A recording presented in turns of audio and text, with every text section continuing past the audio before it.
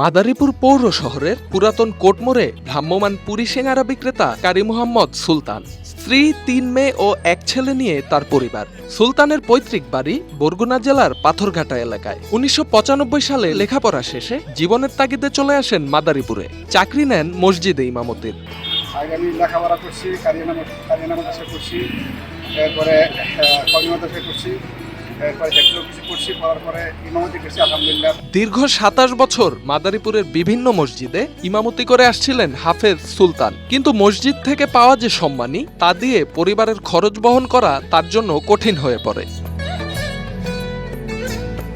২০১৬ সালে শুভাকাঙ্ক্ষীদের পরামর্শে মাত্র ৫,০০০ টাকা পুঁজি নিয়ে শুরু করেন ভ্রাম্যমাণ একটি মুড়ির দোকান। বেচা বিক্রি ভালো হয় মুড়ির সঙ্গে সিঙ্গারা, পেঁয়াজু, আলুর চপ, বেগুনি ও মুড়ি ভর্তাও যুক্ত করেন তিনি। এরপর প্রতিনিয়ত বাড়তে থাকে বেচা বিক্রি। বর্তমানে প্রতি মাসে তার আয় ১,৫০,০০০ টাকা। লাভের টাকায় পরিবারের অভাব ঘুচিয়েছেন হাফেজ সুলতান। হজ করেছেন স্বামী স্ত্রী দুজনেই।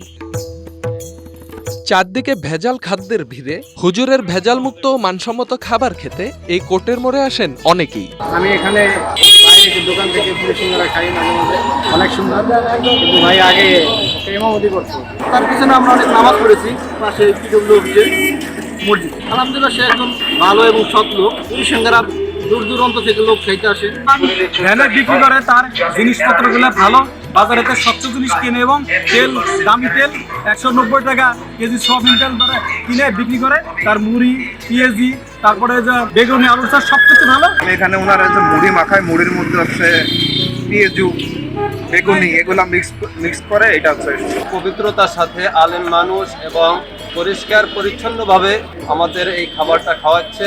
আলহামদুলিল্লাহ, এনার খাবারটা আমাদের খাইতে ভক্তি হয় এবং আনন্দের সাথে আমরা খাই। হাফেজ সুলতান জানান, ইমামতির টাকায় পরিবার নিয়ে টানাপোড়েনের মধ্যেই চলতে হতো, কিন্তু মহান আল্লাহ তাআলার কাছে শুকরিয়া, তিনি আমাকে এ ব্যবসায় সফলতা এনে দিয়েছেন। এখানে আসার উদ্দেশ্য হলো ইমামতি যে টাকা হাদিয়া পাই, তাতে সংসার চালানো মুশকিল। বড়দের সাথে মশারা করে আমরা শহরে চলে আসছি, গ্রামে ছিলাম পাঁচখোলা, কালকে পুরী, ইমামতি 18 বছর ইমামতি এই এলাকায় আর অন্য জায়গায় ছিলাম বেশ কিছুদিন। পরে মাদারীপুর আসার পরে বড়দের মশারা করে এখানে একটু ফুটপাতি ব্যবসা শুরু করি। ব্যবসা শুরু করে করতে আলহামদুলিল্লাহ অনেক আল্লাহ বরকত দিচ্ছেন ব্যবসার ভিতরে। ছেলে আলেম, হাফেজ এবং মেয়েরা সবাই আলহামদুলিল্লাহ কারি, সবাইকে আলেম দিকে বিবাহ দিছি। আমরা দুজনে আলহামদুলিল্লাহ আল্লাহ শুধু এই ব্যবসার বরকতে দুজনে উমরা হজ আল্লাহ করাইছে।